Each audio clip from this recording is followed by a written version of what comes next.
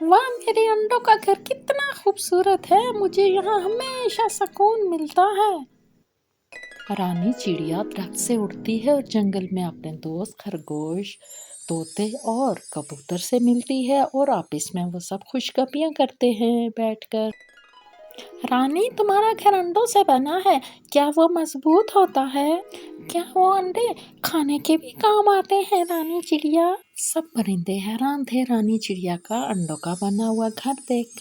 अरे नहीं दोस्तों, ये तो सिर्फ खूबसूरती के लिए है और मेरा घर वाकई में बहुत मजबूत है।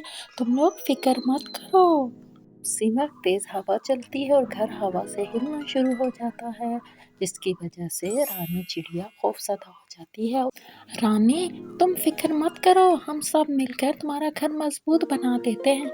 हाँ हाँ रानी चिड़िया, तुम फिक्र मत करो, हम सब मिलजुल कर तुम्हारे घर को अभी मजबूत बना देंगे। अब देखो हम और फिर सब दोस्त काम पे लग जाते हैं और रानी चिड़िया के घर को मजबूती का काम शुरू कर देते हैं। कोई पत्ते इकट्ठे करते हैं, कोई मट्टी लेते हैं, कोई मट्टी, कोई तिनके, और इस तरह जल्दी सब दोस्त मिलजुल कर रानी के घर को मजबूत बना देते हैं।